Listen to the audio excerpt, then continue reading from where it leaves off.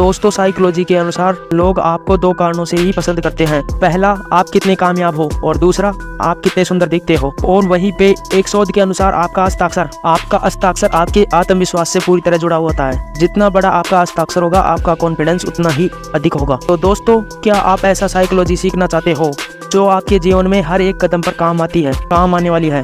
जैसे जैसे वीडियो में आगे बढ़ते जाओगे, गारंटी है यह कहोगे कि यह तो हमारी रियल लाइफ में है। तो आइए जानते हैं। आप जो बोल रहे हो बहस के लिए, सुनने के लिए अच्छा है, लेकिन प्रैक्टिकल नहीं है। बिल्कुल प्रैक्टिकल है। फैक्ट नंबर 1, दोस्तों आप सभी बाजार तो जाते ही होंगे और वहाँ पर आप दुकान से शॉपिंग भी करते होंगे। तो आप दुकानदार से किसी भी चीज का रेट कैसे कम कराते हो, आइए समझते हैं। मान लीजिए आप एक कपड़े की दुकान में गए और वहाँ पर आपने एक जींस देखी और वह जींस है 5000 की। अगर आप उस जींस के रेट कम कराना चाहते हैं तो दुकानदार से यह शब्द बोलिए, दोस्त आपकी यह जींस है तो बहुत अच्छी, मुझे यह देखते ही पसंद आ गई थी, पर इसका रेट तो 5000 रुपए है। अगर इसका रेट 3000 रुपए होता तो मैं इसे पक्का खरीद लेता। दोस्तों इससे क्या होगा कि दुकानदार साइकोलॉजिकल प्रभाव के कारण आपसे आत्मिक रूप से जुड़ जाएगा और वो सोचेगा कि आपके पास 3000 रुपए ही होंगे। और दोस्तों दुकानदार को 3000 रुपए में जींस को बेचकर कुछ थोड़ा भी मुनाफा कमाना होगा, तो वह उस जींस को आपको 3000 रुपए में ही दे देगा। इस फैक्ट को ट्राई करके जरूर देखिएगा। फैक्ट नंबर 2, दोस्तों आप किसी के साथ बहस या डिबेट तो करते ही होंगे और हो सकता है कि आप लास्ट में हार मानकर बैठ जाते होंगे। वैसे आप किसी ऐसे वाद विवाद को जीतना चाहते हैं तो बहस के दौरान आप अपनी बात को जल्दी जल्दी बोलना सीखें।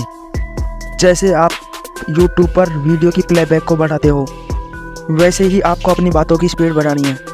इसका पहला फ़ायदा तो यह है कि सामने वाला गलती से भी आपकी स्पीड नहीं पकड़ पाएगा, तो आपकी बातों का उल्टा जवाब दे पाना उसके लिए असंभव हो जाएगा।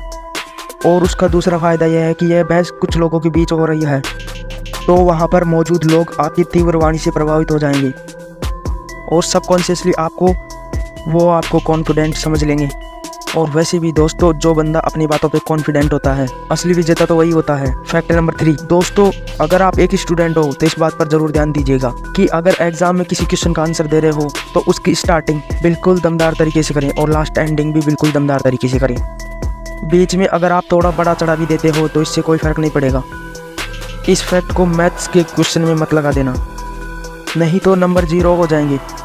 यह फैक्ट काम करेगा हिस्ट्री या सोशल स्टडीज़ में, जिसमें आपको लॉन्ग क्वेश्चन लिखने होते हैं। और एक बात और, अगर आप कोई स्पीच दे रहे हो और आपने स्टार्टिंग दमदार कर दी और एंड भी दमदार कर दिया तो आप यह कंपटीशन जीत जाओगे।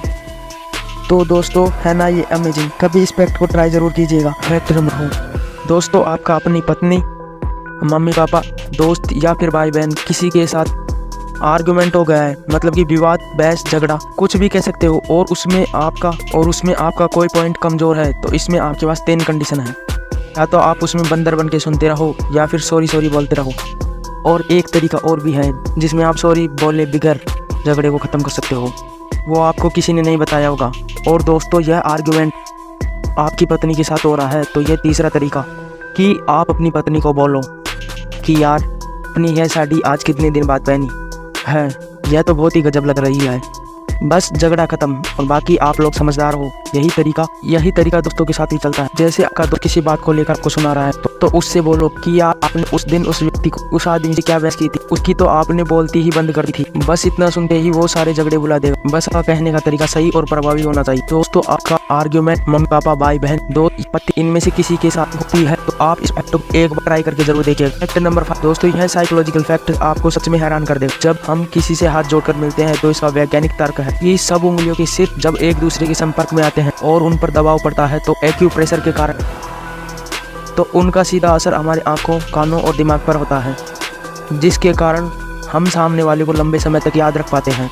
दोस्तों साइकोलॉजी कहती है कि जितना ज़्यादा आप पहेलियाँ सुलझाते हैं आपका दिमाग उतना ही तेज होता जाता है। तो दोस्तों आज हम आपके लिए एक ऐसी पहेली लाए हैं जिसका आंसर आप कमेंट करके ज़रूर दें।